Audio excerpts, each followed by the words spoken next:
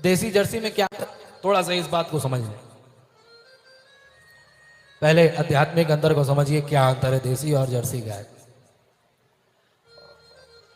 Jersey गाय को आप लोगों ने देखा होगा, जब उसका बच्चा मर जाता है तो ऐसे उसकी तरफ देखती और खाती रहती है। उसके हृदय में कोई अपने बछड़े के प्रति कोई वात्सल्य नहीं होता। वो देखती मर गया कोई, वह खाती रहती है। लेकिन यदि किसी घर देसी गाय होगी तो जा करके देखना, यदि उसका बछड़ा मर जाता है तो उसके नेत्रों से आंसू बहते रहते हैं। गांव में देखा होगा लोग नकली बछड़ा, पुतला का बछड़ा बना करके उसे दिखाते हैं, और वो देखती कि मेरा बछड़ा जीवित है, तब जाकर के वो कुछ खाती है, तब जाकर के दूध देती है। यानी देशी गाय के भीतर अपने बछड़े के प्रति प्रेम होता है, वात्सल्य होता है। शास्त्र कहता है जैसा खाएंगे अन्न वैसा होगा हमारा मन। शास्त्रों में 4 प्रकार के आश्रमों की बात कही गई है, गृहस्थ, ब्रह्मचर्य, संन्यास, मान, ये 4 प्रकार के आश्रम है। लेकिन आजकल समाज में एक नया आश्रम खुल गया है, वृद्धाश्रम। क्यों? विचार करने पर पता चलता है कि भाई आजकल सभी जर्सी गाय का ही दूध पीते जा रहे हैं। तो जैसे जर्सी गाय के भीतर अपने बच्चों के प्रति प्रेम नहीं है, वात्सल्य नहीं है, जर्सी गाय का दूध पिएंगे, जैसा खाएंगे अन्न वैसा होगा, तो बच्चों के भीतर कहां से आपके प्रति वात्सल्य आएगा, प्रेम आएगा? तो वैज्ञानिक कारण बताते हैं देसी गाय के दूध में और जर्सी गाय के दूध में क्या अंतर है, ध्यान से सुनिएगा। एक BCM 7 नाम का जहर होता है जो विषैले मादक अफीम परिवार से संबंध रखता है।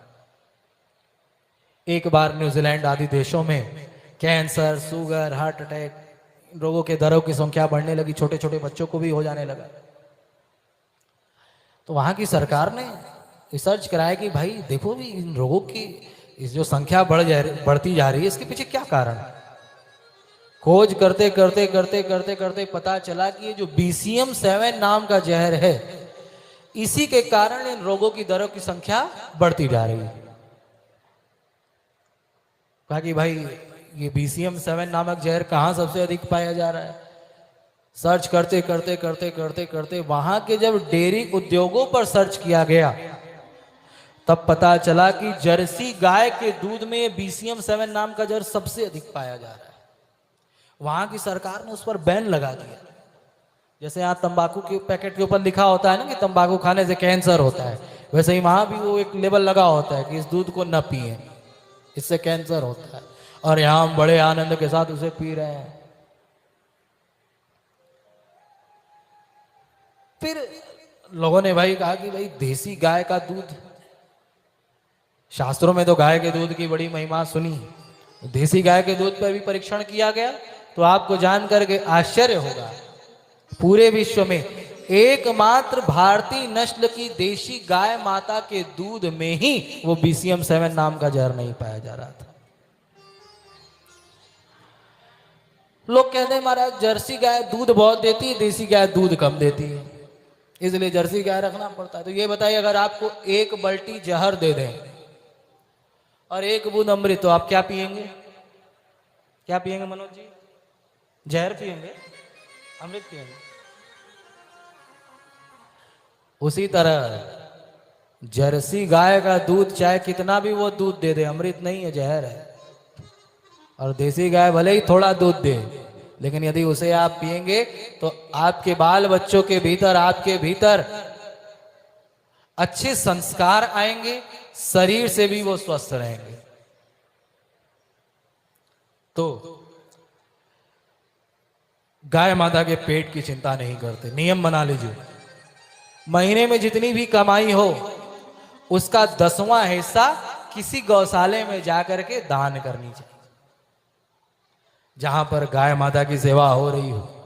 जैसे हरिद्वार में श्री कृष्णायन देसी गोरक्षाशाला हमारे यहाँ के संतों के द्वारा चलाई जाती है।